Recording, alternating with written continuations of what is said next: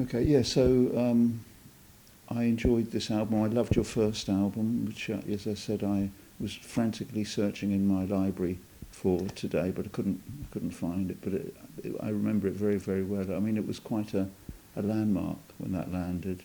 Mm. Well, it was a long time ago, back in those days when we first began as a little old blues band at the Marquee Club in 1968, and in January when we got the name Jethro Tull, and I appeared on the stage playing a flute, which was something I actually only managed to get a note out of in the December of that from 67. And so 6 weeks later I was on stage at the Marquee Club playing an instrument that I couldn't really play, but I could get a few notes out of it and play the blues scale and a few improvised solos. So that caught on in getting people's attention, and our manager was able to borrow some money from his bank, his father's bank, and I think we made the album in June of 1968, June-July period, and for about £800. Wow. And that was, done in 3 or 4 days, obviously, because it was, we couldn't afford, maybe 2 takes of everything. We had to crack on. So what's the difference in making this album with, say, making that first one? Obviously time, experience. Well, for me, there's not a bussing amount of difference, because it's my way of recording in the digital domain, which I've been doing for 30 years at least. But I treat it rather like analog recording, so I don't keep lots of takes. I work quickly, and if I'm doing vocals, I would sing through the song a couple of times, the first times I've ever tried to sing it, and then within an hour, and then I'll do a couple of run-throughs, and then do a take of it all, and I hope to get something out of that take. But what I don't like, I go over and replace with something better. And when I do that, what I'm covering up is rather like analog tape. You're re-recording over it. Okay. It's gone forever. Yeah, you're quite ruthless. I don't want to keep stuff that isn't. I heard that one thing you weren't satisfied with, just press the button and Absolutely. It had disappeared. Gone forever. I mean, it's become very much the norm for musicians recording these days to do lots of takes and just keep everything, and then try and find bits of all these takes that they can assemble into a final comped master. But that takes, hours to go through it all. You don't have the patience for it. I certainly don't have the patience. No, but when our drummer wants to sort something, I've got 8 takes to choose from. I say, look, I'm going for a walk. Good job you're not with Phil Spector. I've got my phone. Call me when you've decided. Good job you're not with Phil Spector in the studio. God bless him. I would rather imagine he was probably worked on impulse rather than I would have thought many of the great producers, they didn't hang about. Time was money. Yeah. And it still is, in the sense that if you've got all these people hanging around, you're not achieving results. You're just wasting people's time when they could either be out earning a living doing something else, or they could be with their family. So I try not to keep the guys waiting. When I do my stuff, it's I try and work quickly. So I wouldn't want to spend more than an hour and a half, let's say, doing the vocals on a song, and then I'm done. I know when it's right, and I don't feel the need to keep going over it. And so in that way, what I did back then and what I do now, it's not so different. Although I'm recording everything in the latest updated version of the software that I use for digital recording, I treat it in the same way as I would recording in the analog domain with multi-track tape. And I rarely use more than 24 tracks anyway. I know other people, they'll 50 tracks, 100 tracks, which you can do. But for me, I just like to. Maybe I like it to all fit on one screen. Maybe they're thinking of bringing out, 10 years time, all the different. That's what bands do now, isn't it? They bring out every single version of a song because that's the way they they hope they can make money, you know. Well, sometimes we have done that when we've done some demos or done various arrangements of a piece. There were a lot of recordings done in 1981 that weren't on the 1982 album Broadsword and the Beast. And some of those were sophisticated demos, but on 2-track. Some of them were actually on multi-track. And so we did find a whole bunch of material that was kind of fun to put out there in the expanded box set versions. And I am told that the fans like that. Personally speaking, it's not my cup of tea. If something wasn't good enough at the time, it shouldn't be good enough now.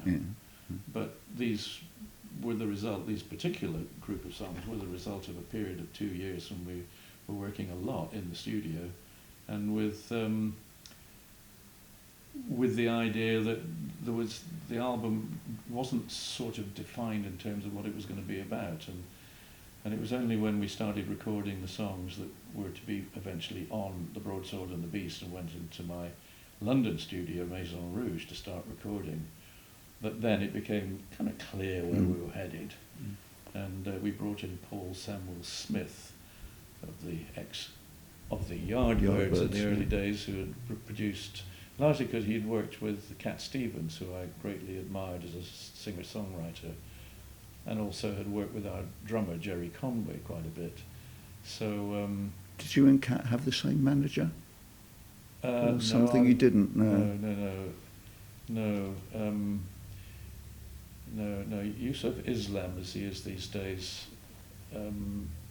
First of all, when he retired from music, it was a bit of a blow. I personally tried to persuade him not to do it, but he felt it was too much at odds with his Islamic faith. But somehow he found the way back into it again, and I met him again at, I think, at the site of the Olympics, under the Parthenon. Wow. We were doing a German TV show, and he was on it too, not performing but just chatting, and it was really interesting. I spoke to his son to some extent, and he said, "Oh yeah, my dad's decided he's going to maybe do some performances again." So I said, "That's good to hear."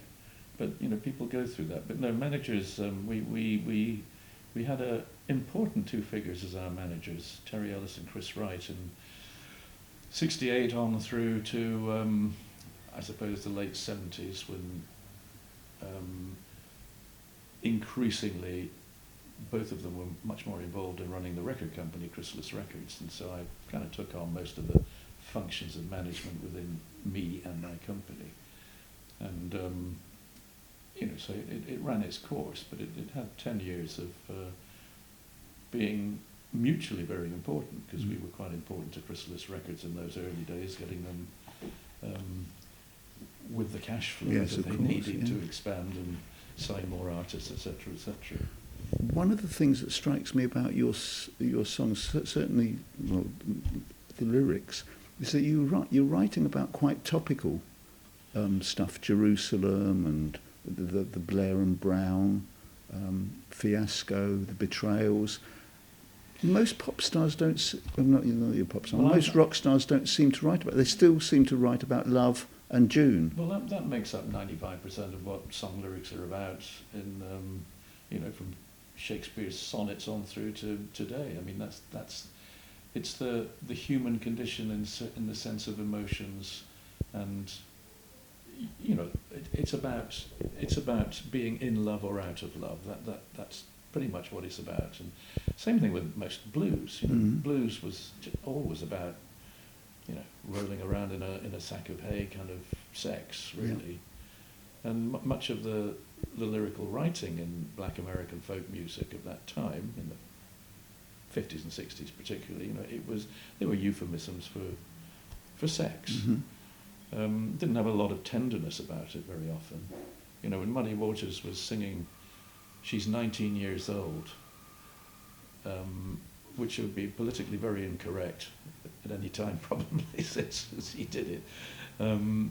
Or songs like "I'm a Man." Mm-hmm. These are even Trump probably wouldn't say them. He would certainly think them, but he wouldn't say them. But back then, that was what lyrics were about. Yeah. And I rather liked, if you're going to sing that kind of song, to me it's got to have some tenderness about it. And the only time I've ever done what you might call love songs, they are expressions of tenderness. They are of a romantic proposition. They're not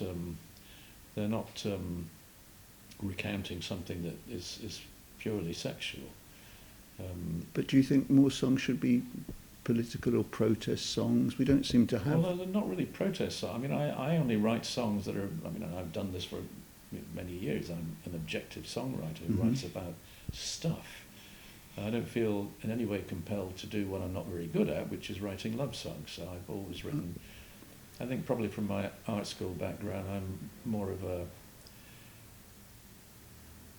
pictorial musician in the sense that I work from images, things I remember from visual experiences.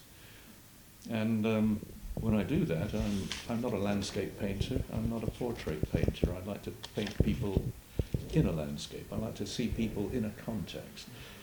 That for me is much more interesting than either the close-up face or the empty landscape. And I think that's what I try to do musically. I like to write songs about people in a context. But on this particular album, I use a lot more of my own personal feelings of my points of view, and my feelings are expressed much more than they would normally be in most of the lyrics that I've written in my life. So there's a lot more I, me pronouns than usual. Usually it's kind of he, she, it. But this one's a kind of I, me album. And yet, ironically, it's very much a band album. It's not a solo album, it's a band album with all the guys playing properly. And so it may seem at odds with that, but my excuse is, well, they never read my lyrics anyway, so I can sing whatever I want.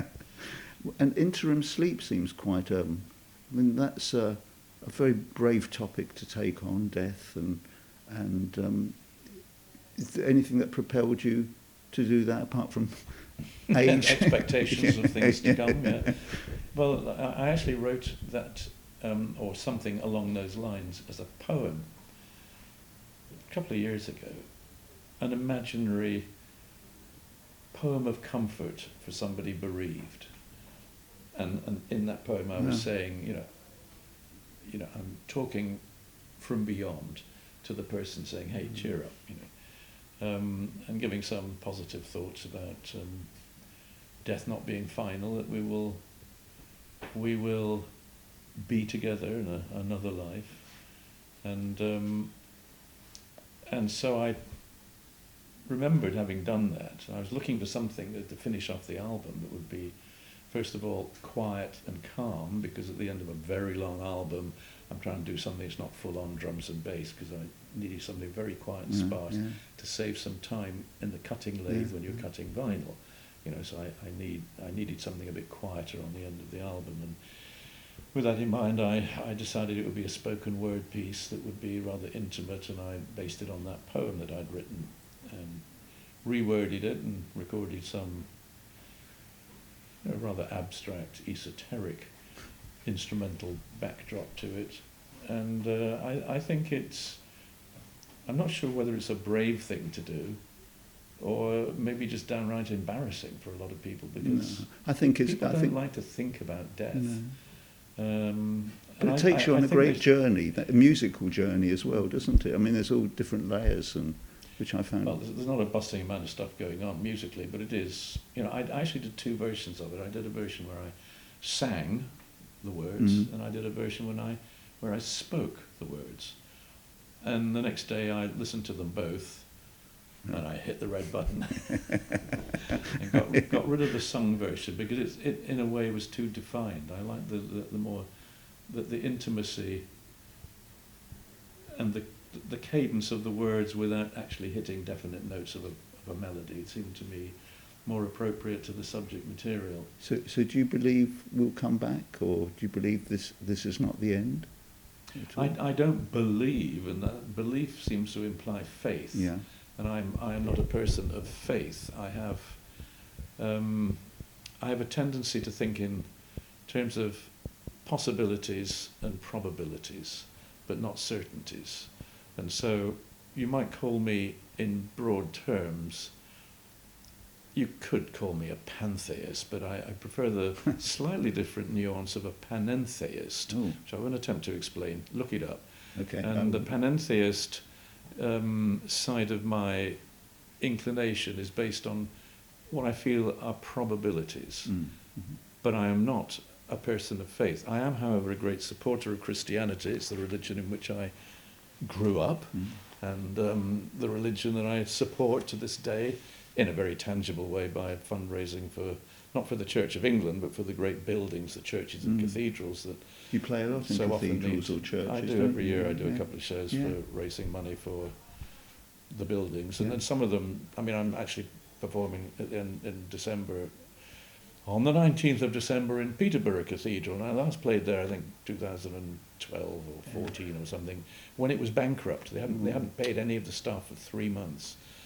And it scraped its way out of the hole, and it's now back in the hole again. If they don't raise, I think it's some £300,000 or something by the end of March, they are going to have to close the doors on it's such a shame days of the week and lay off people.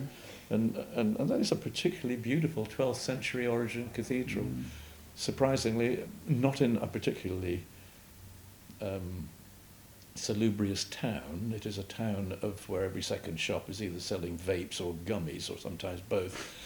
It's not a particularly attractive town, but it has some fine buildings around the old core of the town where the cathedral is, and a beautiful cathedral. And other cathedrals I've played at which are doing okay because they're on the tourist trail, like York Cathedral, Salisbury Cathedral, Winchester Cathedral, Bath Abbey. You know, they get the tourists pouring in, and so in many cases they survive on the ticket money because they charge to come in. But those that are not on the tourist trail and require basically the goodwill of the relatively small congregations that they get, or people leaving a legacy, or some income from renting it out as a venue for anything from tombola to heavy metal concerts, whatever it might be. You know, they, God bless them, they have to do what they have to do to try and stay in business. But it's what I do every year, and I find the delicate tightrope walk between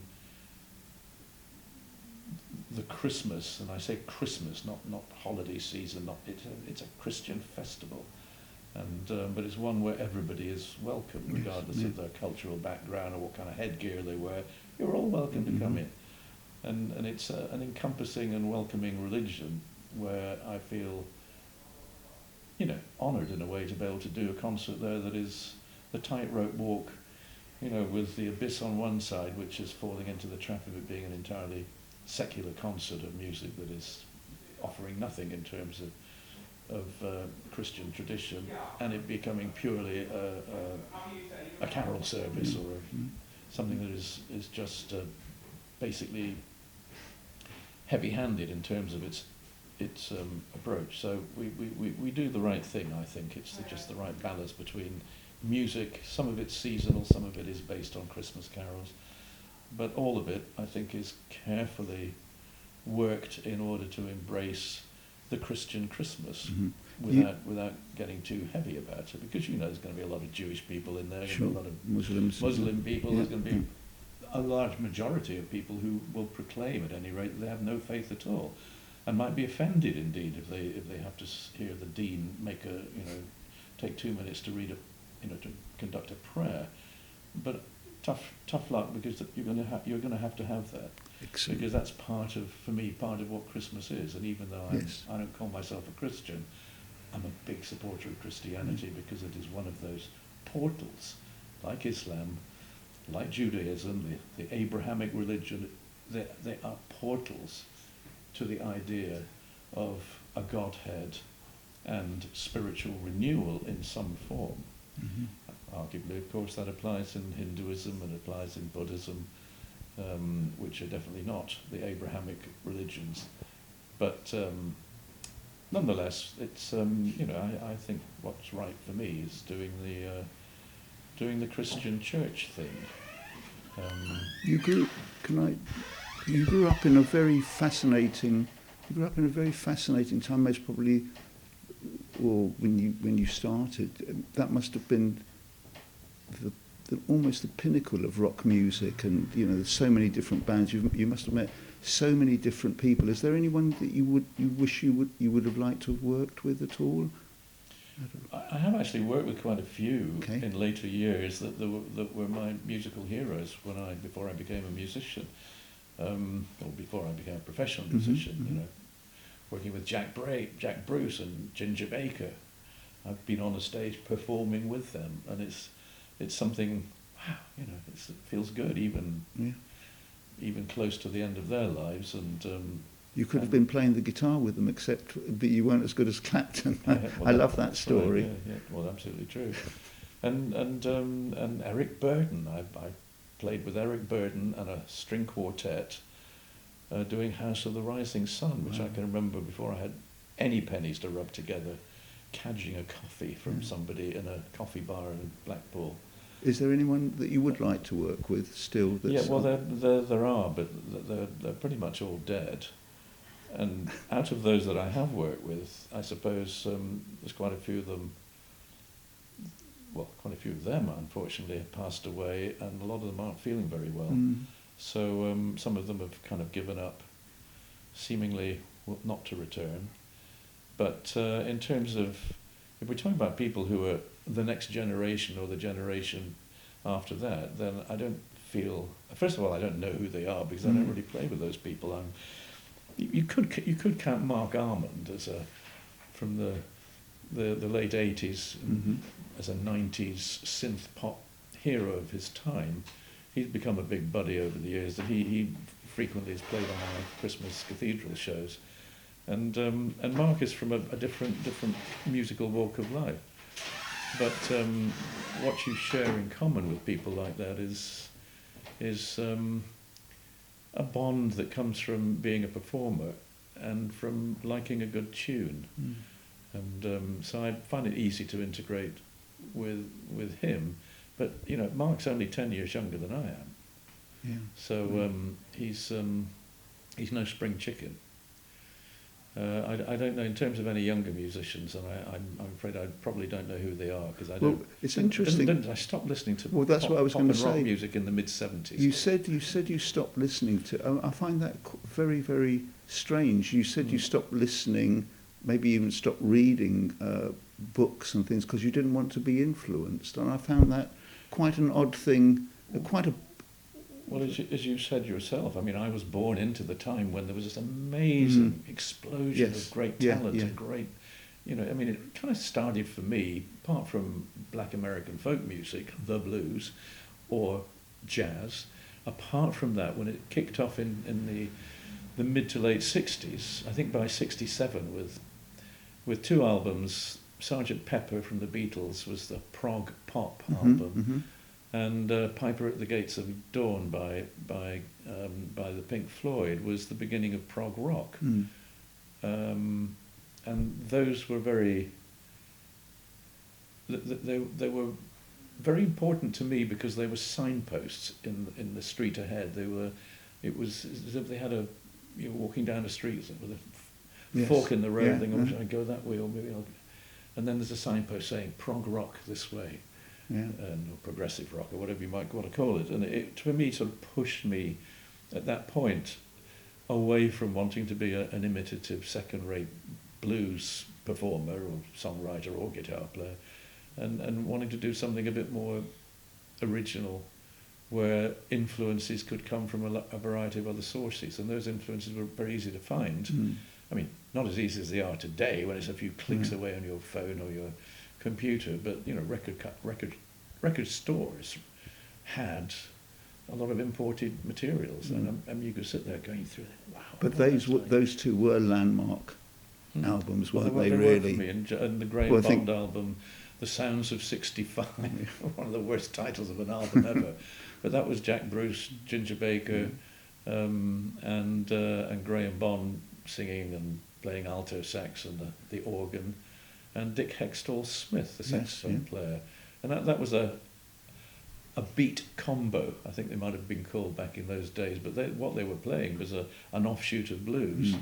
And of course, two of those musicians left Graham to go on to be in Cream.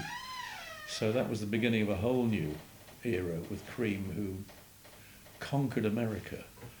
And then hot on the heels of Cream came Led Zeppelin, the best rock band ever in my experience and opinion. Have you worked with Jimmy Page at all, or tried to? No. We've many of the people that I haven't worked with have worked with people that I have worked with. Like Jimmy Page, was a big Roy Harper supporter and played on some of his stuff, as did I. And Pink Floyd too. They Roy actually is on singing a song on Dark Side of the Moon, isn't he? One of those songs or something. I can't remember what the. But yeah, Roy was a singer who did, and as a songwriter, he influenced me in the sense of being from the same town that I grew up in as a teenager in Blackpool. But he preceded me by 3 or 4 years in going to London to seek his fortune, playing in the folk clubs and hitchhiking around Europe. And so we had heard of this strange mythological character, Roy Harper, who had got away from Blackpool and, hit the big time down south. And that was, in itself, was an encouragement to go from Blackpool to try and seek some kind of success in London. We're talking about the 60s. You won't. I mean, I don't say you won't like this because I don't know how you think, but when people ask me why the 60s was so great, sometimes I have a very flippant answer, and I say drugs.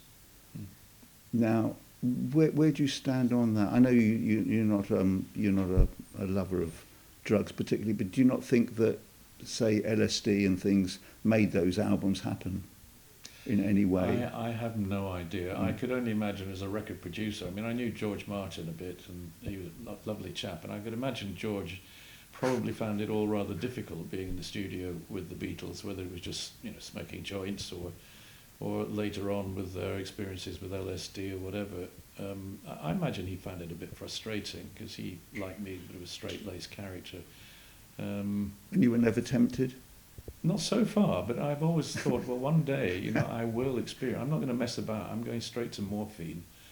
There's a 50% chance I will spend my final moments in this life under the ameliorative effects of a Class A drug to remove or soften the pain of a terminal cancer. So I mean, 50% chance that I will end my days on morphine. And I'm quite happy to wait until then. Okay. And if it's as good as people say drugs are, then maybe I'll try and write a song, see if it works out.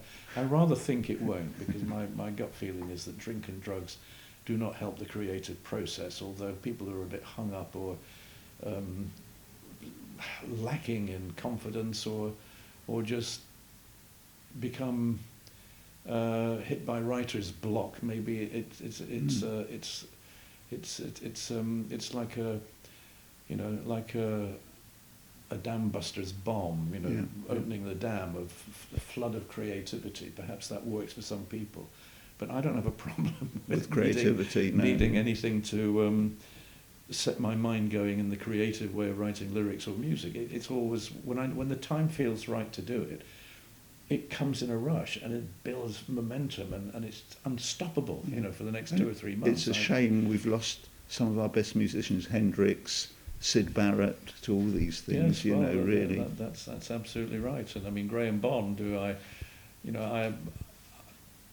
didn't play with him personally, but we played together on a concert where I saw him during the show when Ginger Baker was doing a drum solo.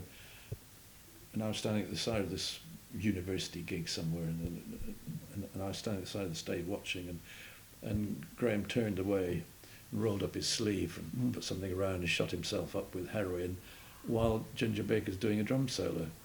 And I was absolutely horrified, to see this. And when some years later, like 2 years later, there was a knock on my door. I was renting a flat in London, near Victoria, and there was a knock on the door, and I said, "Hello." He said, "I've come to see the flat." I said, "Graham Bond." He said, "Yeah." He said, I said, "Oh, okay. Well, I'm moving out. I'm buying a house in North London, but come and have a look around," which he did. And then he said, as he was going out, he said, "Well, to be honest, I don't think I can afford this." He said, "Things aren't too good at the moment." He said, "But I've got a gig tonight in such and such a club. Got a new band, great band. Do you want to come along?" I said, "Yeah, okay." And I did, and it wasn't a great new band. They weren't awful, but it just wasn't. It wasn't anything. And it's from memory. I have it in my memory that it was a couple of weeks later. Maybe it was more than 2 weeks later, but it was pretty soon after that he jumped off a platform under a tube train. And I often felt, maybe at that point he really did need someone to give him positive words of encouragement, and playing to 10 people in one of those awful London clubs where record company people went and whatever. I mean, it was so embarrassing watching. I think that must be one of the hardest things for musicians when you become so famous, maybe very early on, usually very early on in your career, and then your life sort of dwindles away because you don't have any more hits. It's like that great film Performance that Jagger stars in, where you've got a faded rock star. It must be so difficult. If you've tasted fame and then lost fame or even if it's just diminished by a teensy weensy bit. I mean, some people take it really, really badly, and those are people who I guess are a little insecure to start with. They just don't really have confidence in themselves, or they don't have the content and the calm that comes with having enjoyed some success, fame, if you like, and being able to sit back and look at it in a fond way whilst they carry on with their life, whether it's continuing to be a musician or whether it's to do something, to open a chippy in Tenerife or whatever. I mean, people move on. Some people move on and come back again, like Cat Stevens. So it's, I think learning to cope is part of the whole big deal, and there are a lot of folks who just aren't cut out for it. They can't cope. And do you think the fact that you've been married for so long, very successful marriage, very rare as well in the entertainment world? We're a working family. That's the thing. We don't. We have always worked together as a team. That applies. Well, not so much to my daughter, because she's got her own team to work with, because her husband is a good-for-nothing layabout actor who can't program the television controller or do anything for himself. He couldn't book his own flights or whatever. I get my people. I get my people to do that. He says. I said, "What, you mean my daughter?" But no, I'm kidding. Andy is a great bloke, and he's a really good. And he's a fine actor. But see, sometimes you do need to work as a team, and my daughter and he. Is a very good match, and I think she possibly learnt that, and maybe he learnt it, because in my family it's the same. The things my wife does, which I don't want to do. I mean, she's always done the land farming side of things and all the money side of things. That's a huge thing. The land farming, isn't it? Well, it must be very difficult. I don't want to diminish it, but it's something that we got into commercially farming back in the late 70s. So after all that time.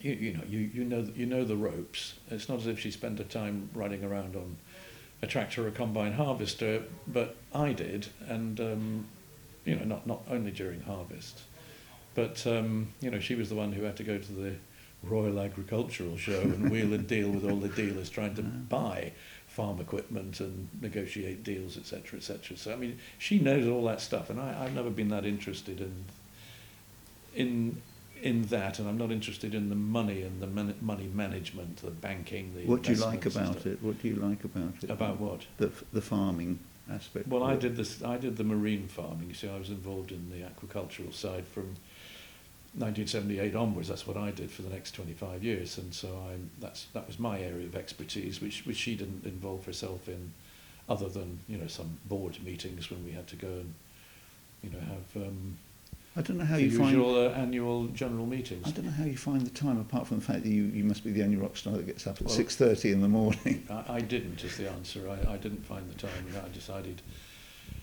in 2001, 2002, I decided, look, I think I can't carry on trying to do both. It's too demanding, because the aquacultural side of it, we were running 7 fish farms, 3 processing factories, supplying 3 of the major multiples in the UK, and with the export business too into Europe. And so it was, and we 400 people working for me, and I found it all a bit too increasingly too stressful and worrying, and I decided it was probably better to get out of that while I could, without losing my shirt, and just concentrating on doing music and having a little bit of free time here and there to enjoy other things in life. So I divested myself of the aquacultural side of things in 2002, 2003, and I don't regret doing it. It's a very good experience to learn about other things, both from a technical and financial point of view, but ultimately I think I'm better off doing what I do, which is being a musician. And I think when people have a role to play in a family business, it's good to have confidence in them, which is generated because they can do it, and hopefully they know I can do my bit. But my son has been my agent for the last 20-something years, and increasingly takes on a lot of the management side of things. And as a promoter, he promotes our UK tours. We're just must be nice paying to have all the deposits on the venues this week for the tours in 2026. Must be nice to have that when so many people get ripped off by managers and all this. That it can be very, very shady, well, it's can't it? Bad to whenever you hear that. And I've spoken to some people who were with Chrysalis Records, who you mentioned the names of the principals there, and it incurs a diatribe from famous artists who then said how horrible the experience was and how they were badly treated, or they think they were ripped off, or whatever it might be. And I can only say, well, I don't know what you were doing, but what I was doing in terms of a mutual relationship with Terry Ellis and Chris Wright and Chrysalis Records was, never do I have a bad word to say. I mean, they were. We always, and I enjoy that relationship with the record companies I work with today. That I don't have any bad stories to tell. They've always been, maybe I'm an easy guy to get on with. People think I'm a control freak, or but it's in reality I know what people can do, and it's their job to do things that I either can't do or don't want to do. And so my relationship on a personal level and on a business level has always been really good. And you've been on the road with you are big, but other big names, Hendrix, Led Zeppelin. You said one time that those stories of them, behaving wildly and were all sort of PR stunts. Do you? Well, I'm not saying they're all PR stunts, but a lot of it. I'm pretty reliably. I could, if I wanted to, say some things regarding Led Zeppelin that would suggest they were a wild, crazy rock band enjoying the Viking-like plundering of the USA and some of its inhabitants. Okay. But I wouldn't go into detail because it's just not my place to do that. But do you think a lot of it is? They enjoyed it. They had a good time. But a lot of the things you read about in the media, it really was rather overblown. Yeah. I don't think Zeppelin were any more of a party animals than most people were, including some couple of guys in our band, who like to go a bit of a rave, a bit of a party, and a hoolie, and but it never was my way of enjoying life on the road. So I was a probably came across to some other artists that we work with as being a bit of a stick in the mud and a bit detached and a bit unfriendly. But it, you weren't, it wasn't that. I had huge respect and admiration for them as musicians, but I just didn't enjoy. I didn't want to do the off-duty side of what rock and roll, And that's why a lot of people got into it, I suppose, in the early days. They wanted all the women they could get, if they weren't good looking and things, and rock provided them with that. Sometimes it's the ugliest guys who get the nicest looking girls. Why is that? Probably because some of us ugly guys, we probably come across as being a little more fascinating, because we're not necessarily always classically good looking. You've had to think. I mean, with Robert Plant, for example, very good looking man, and same thing with a whole bunch of people that you think, wow, he's a really attractive looking man, but I would never class myself in that particular area of being classically a good looking guy. You had a good codpiece and you had great hair. Remember all yeah, that, and a beret or whatever. Well, that's right. And but the codpiece was probably keep attracting people's attention away from my not very good teeth or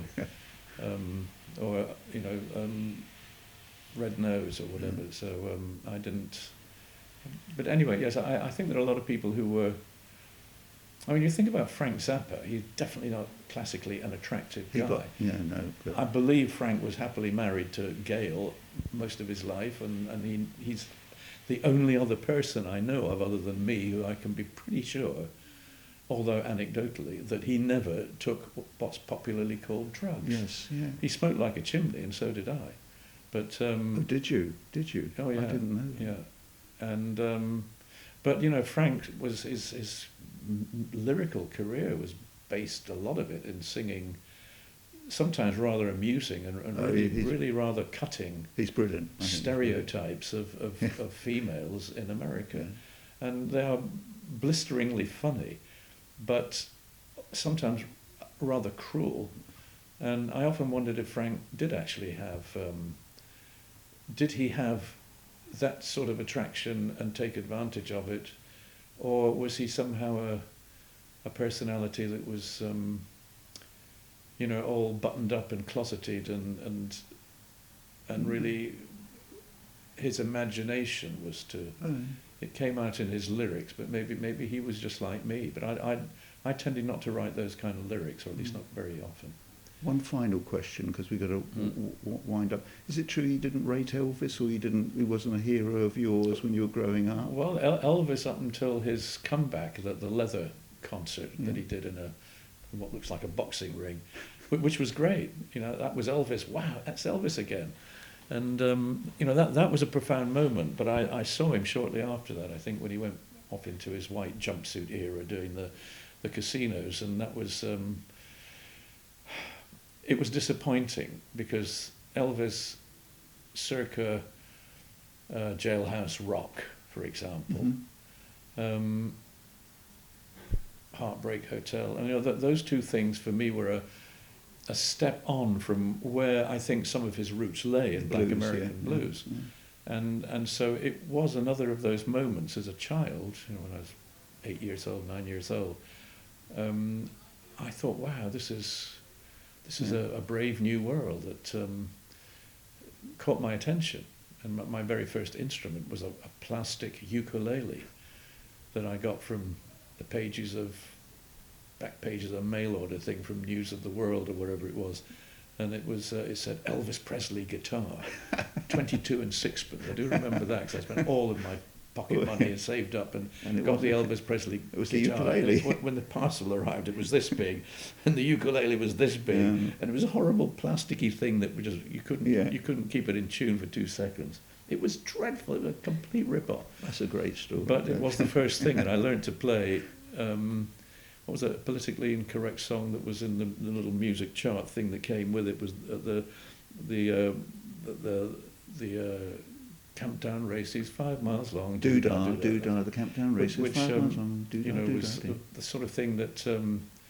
Black and white minstrels, the black and white minstrels. Yes, that's it. That's why you can't watch that anymore. I'm not allowed to watch it. The great songs, though, they were great songs. They were, and that era of music that was somehow the in between. It came out of the American immigrants who came from Europe, who settled in the Appalachians, particularly, who were responsible for what became ultimately country and western, and that paralleled the other major influence, which was black American blues, which then morphed into 50s and 60s jazz. And so all of that was hugely important to British musicians growing up in the 50s and 60s. Children, that's what we heard. And Elvis was an example of that. Lonnie Donegan. But I wasn't... well, Lonnie Donegan a bit, yes, because he was one of those. I mean, people thought he was American, and I remember the first record I ever bought was by Johnny Duncan and the Bluegrass Boys singing "Last Train to San Fernando," which was a great tune. It was a great tune. But Johnny Duncan was actually in England at the time. It was using English session guys, and it was the original of that is a beautiful song. The original of it is actually a calypso. Oh, is it? If you check out "Last Train to San Fernando," it's a West Indian sort of mid-tempo, completely different, same idea, but he turned it into this really up-tempo train song. And that was an important part of the early Elvis, Lonnie Donegan, Johnny Duncan. It was all American stuff. And then I heard Muddy Waters and Howlin' Wolf and those guys, and suddenly then it got serious. But we had to make do with. When I say make do, I have a lot of fondness for Marty Wilde and Cliff Richard and the other protégés of the manager, who named them all ridiculous names like Marty Wilde and Vince Eager. Larry Palms. Yeah. Vince Eager. Billy Fury. Good job he wasn't your manager. Well, no, we were Ian Excitement of a next generation, really. But you see, Cliff was our Elvis, and Cliff was kind of important, as were the Shadows, because the Shadows, suddenly these guys, he had a guitar player he could really play. It wasn't masses of notes. I remember learning guitar tango on a beaten up acoustic guitar when I was 12, 13 years old, and the solo, which is kind of, very Spanish feel. And I could learn to play it. I could play most of what Hank played, except I would make lots of mistakes, whereas he never dropped a note. He was always brilliant. But Hank was the way for so many British great musicians, all the generation of the Jimmy Pages, the Jeff Beck and Ritchie Blackmore and all those who came after. We all owe Hank Marvin a huge amount in terms of his ability to play really nicely. And I don't mean that in any derogatory way. He played really nicely. He just seemed incapable of ever dropping a note or making a mistake. He was polite, really wasn't he? It was polite, but it was polite in a kind of, FBI is not a polite song, but he had that edge with sounds and then the ridiculous little stage dances together. But they were part of what I grew up with as a child, as a very young adult, and then. As I say, it got serious when I heard Black American Blues, and so I owe all these people a huge amount, but I felt that by the mid-70s, I felt I had all the influences from music of all sorts, folk music, classical music, jazz. I just didn't want any more. That's the answer to my question. Yes, finally got there. Funny, brilliant. We have to finish now because Sharon is making us finish. That was a wonderful musical journey. Thank you very, very much. It was really good. I'm a big Roland Kirk fan, so I loved Songs of a Cuckoo. That album was the one that Jeffrey Hammond, our bass player, as he was before, and became again in 1971 when he rejoined me in what was then Jethro Tull. But Jeffrey came to see us play at the Marquee Club in January of '68, and he said to me, "You see, you're playing the flute." He said, "It's amazing." He said, "You sound like this guy on this album I just bought." Yeah. And I said, oh, really? Because I was singing and playing. It's something I kind of knew people did that. But you Mose didn't. Allison did it playing piano, so the saxophone players would growl and half sing into the instrument sometimes. It's a technique, scat singing, you know, guitar playing, you sing along with improvised solos. So this was nothing new, but I did it on the flute, and Jeffrey said, oh, you should hear this. And I went to his flat, and he played me Roland Kirk's album, and I was entranced, especially... Had you not heard it? Had you not heard? No. This was you know, it's halfway through January, or the end of January, and dum da dum da da da dum da dum da dum dum dee dee. That was this cute little funny tune, and I remembered it. I was kind of singing it in my head all the way back to my bedsitter in Kentish Town, having left Archway and walked all the way down the road, and I remembered it, and I could kind of figure out what chords had to go behind it, and I played this to Mick Abrahams, and we worked it out, and it became my party piece from end of January onwards for on and off through the years, and I met Roland Kirk at the Newport Jazz Festival, I think in 71, somewhere around 72 maybe. And Led Zeppelin were also there, I think. And Roland had been on the night before, and I was terrified to meet him. My manager said, "Oh, Roland Kirk's played last night. He wants to meet you." No, oh no, because he hates whiteys, and he really has no time for musicians that are not up to his high standards. I thought, oh God, he's going to lay into me, you know, for stealing his song. But in fact, he was completely the opposite. He was really nice and really, you know, just I heard you know, my song, yeah, not bad, pretty good, you know, for a white guy, pretty good. And he praise indeed. And he said, you know, it's great because people mention it to me. They're buying my record now because of you. It's been released, you know, 3 or 4 or 5 years before, and he said it's really great. You know, I can really use the royalties. And many years later, his second wife came to a concert of mine in Newark, New Jersey, and wanted to meet me. And she said, "I just want to say thank you that, you know, all the years that Roland was alive, you know, twice a year got a royalty check for Serenade to Cuckoo, and it really made a difference to us, just, you know, paying the gas bill or whatever." And she said, "And I still get paid to this day. You know, I still get the royalty check for that song." She said. You know, just wanted to say thank you. It means such a lot to us too. And you know, I was nearly crying with embarrassment and emotion. Ian, you have so many stories to tell. It's phenomenal. And very few of them involve sex and drugs and rock and roll. Well, that's interesting, isn't it? And can you put loads of instruments in your mouth like Roland does? Well, I was never actually. The fact that he did that so famously, playing not one, not two, but three. Yes. Saxophone type instruments at the same time, you know, it was a novelty, it was a party act, and it was kind of fun. But there were people copied him, you know, other people did the thing with 2 saxophones and stuff, and I felt, well, enough said away from that.